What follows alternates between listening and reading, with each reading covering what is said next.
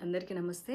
నిద్ర లేవగానే బోలెడన్ని మిస్ కాల్స్ అనమాట. వాట్సాప్ ఓపెన్ చేయంగానే ఆయన ఎవరో ఒక పెద్ద మనిషి, వయసైపోయిన ఆయన నా గురించి చాలా పచ్చి పచ్చి బూతులు మాట్లాడుతూ కనిపించారు. ఆయన సంస్కారవంతమైనటువంటి భాషకి నా మనస్ఫూర్తిగా ధన్యవాదాలు. నా మీద కేసు కూడా ఫైల్ చేశారట, మరి నాకైతే తెలీదు. ఒకవేళ మహిళల సంరక్షణ గురించి నేను మాట్లాడడమే నేరంగా భారతదేశంలో పరిగణించబడితే అలాంటివి మరికొన్ని 10 కాదు 100 వీడియోలు చేయడానికి నేను సిద్ధంగా ఉన్నాను. నా మీద 100 కేసులు ఎవరైనా పెట్టుకోవాలి అనుకుంటే దయచేసి పెట్టుకోవచ్చు. నాకు ఎలాంటి అబ్జెక్షను లేదు. మహిళల మానం, మహిళల ప్రాణం మహిళలకే ఇంపార్టెంట్ కానప్పుడు నేను దాని మీద స్పందించడానికి పదే పదే సిద్ధంగా ఉన్నాను. 1000 కేసులు పెట్టినా నేనైతే వెనక్కి తగ్గేదే లేదు అన్నట్లుగా ఉంటాను. ఆయన పెద్ద మనిషి మాట్లాడిన భాష చాలా చాలా గొప్పగా ఉంది. వాళ్ళ తాడిపత్రి మహిళలు పతివ్రతలు, పక్క ఊర్లో ఉన్న వాళ్ళందరూ పతితలు అని మాట్లాడిన ఆయన గొప్ప భాషకి, గొప్ప సంస్కారానికి, అలాగే తాడిపత్రిలో ఉండే ప్రతి పతివ్రతకి, వారిని సమర్థిస్తున్నటువంటి ప్రతి పురుషుడికి కూడా మనస్ఫూర్తిగా ధన్యవాదాలు. కాకపోతే ఆ ఊరి మహిళలకు కానీ, ఆ ఊరి పురుషులకు కానీ, పాపం వాళ్ళు ఏమీ అనలేదు నన్ను. ఈయన చెప్పారనమాట, మా ఊరి మహిళలు అని చెప్పేసి. మరి నేను కూడా మహిళే కదా, నేనేమన్నా ఒక్క బూతు మాట మాట్లాడడం జరిగిందా? పోనీ ఆ పెద్ద మనిషి పేరైనా తీయడం జరిగిందా? అసలు ఆయన ఎవరో కూడా నాకు తెలియదు. ఇప్పుడు నేను తెల్లారి చూసే వరకు కూడా ఆడేదో జేసీ పార్క్ అన్నాను. ఆ జేసీ పార్క్ ఆయన కట్టించుకున్నదన్న సంగతి కూడా నాకేం తెలుసు. మరి ఏమీ తెలియకుండా ఎలా మాట్లాడతాం మా ఊరి చరిత్ర అని అంటున్నారు. తాడిపత్రే కాదు, ప్రతి ఊరికి ఓ గొప్ప చరిత్ర ఉంటుంది. తాడిపత్రి గొప్ప చరిత్ర అన్నది హిస్టరీకి సంబంధించింది అయితే, గాంజా, సిగరెట్టు, మందు, డ్రగ్స్ అన్నవి నేర చరిత్రలకు సంబంధించినవి. కాబట్టి నేరానికి ఊరి యొక్క చరిత్రలకు సంబంధం ఉండదు.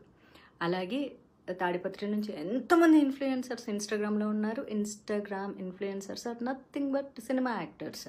వాళ్ళు కూడా, వాళ్ళకి ఎంత క్రేజ్ ఉందో వీళ్ళకి కూడా అంతే క్రేజ్ ఉంది ఇప్పుడు సమాజంలో.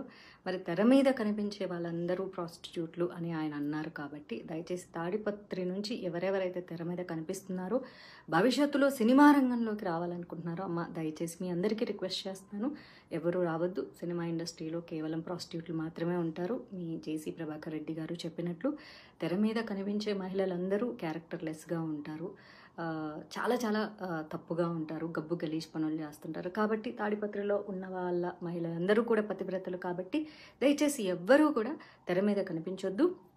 మీ అందాలు కానీ, మీ యొక్క ఆలోచనలు కానీ, మీ యొక్క రూపాన్ని కానీ కేవలం పెళ్లి వరకు మీ అమ్మా నాన్నలతో ఉంచి పెళ్లి తర్వాత మీ భర్తకి సమర్పించవలసిందిగా మనస్ఫూర్తిగా కోరుకుంటున్నాను.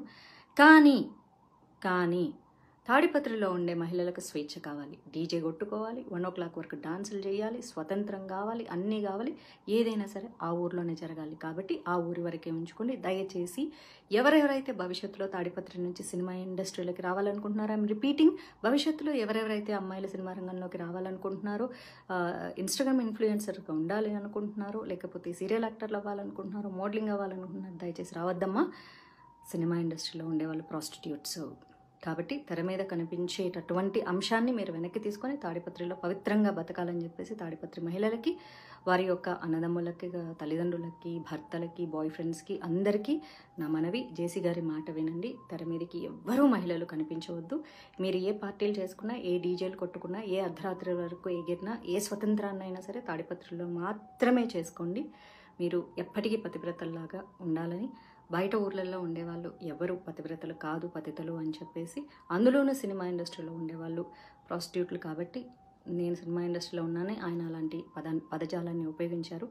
చాలా సంతోషం పెద్ద మనిషి గారు, చాలా చాలా సంతోషం అండి. అయితే జేసీ అస్మిత్ రెడ్డి గారు తాడిపత్రి ఎమ్మెల్యే అంట. ఆయన గురించి నేను బాగా విన్నాను. Is very youngster, very nice person, చాలా పొలైట్గా మాట్లాడతారట. కాకపోతే సొంత తండ్రి అంత దారుణంగా మాట్లాడుతుంటే ఆయన కూడా ఖండించలేని పరిస్థితుల్లో ఉండింటారు. కాకపోతే మీకు కూడా సినిమా ఇండస్ట్రీలతో చాలా మంచి సంబంధాలు ఉన్నాయి. అస్మిత్ రెడ్డి గారి వాళ్ళ బ్రదర్కి అయితే సినిమా ఇండస్ట్రీతో చాలా మంచి సాన్నిహిత్యాలు ఉన్నాయి. కాబట్టి మీకు కూడా బయట మీ తండ్రి గారు మాట్లాడినటువంటి భాష మీరు మాట్లాడరు అని కూడా నేను వినడం జరిగింది. ఏదైతేనేమి జేసీ గారికి సమర్థిస్తున్నటువంటి సైకోపాత్స్ అందరికీ కూడా మనస్ఫూర్తిగా ధన్యవాదాలు. నేనైతే భయపడట్లేదు.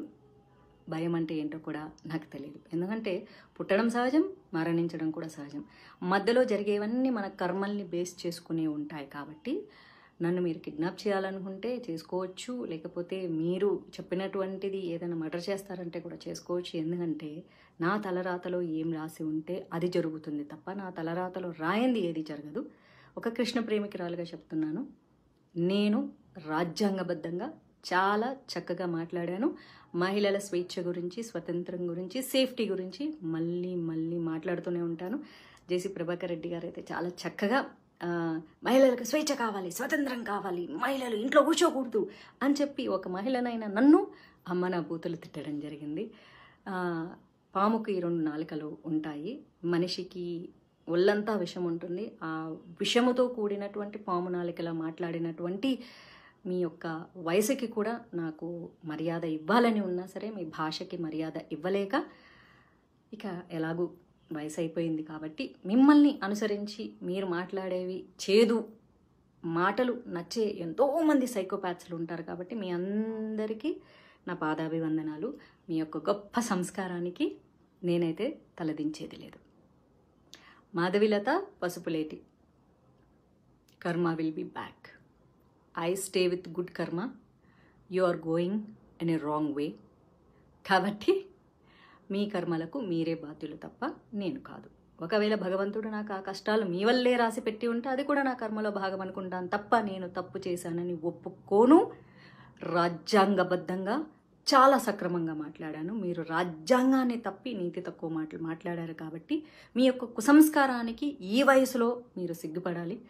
మీ భార్య కానీ, మీ ఇంట్లో ఆడవాళ్ళు కానీ, మీ కోడల్లో కూతుర్లో మరి మీ యొక్క భాషని వారు సమర్థిస్తున్నందుకు ఆ మహిళా మహారాణులకు పాదాభివందనాలు. కాకపోతే మిమ్మల్ని ఏమీ అనలేక వాళ్ళు మౌనంగా రోధిస్తున్నందుకు వాళ్ళ రోదనకు నా సంతాపం.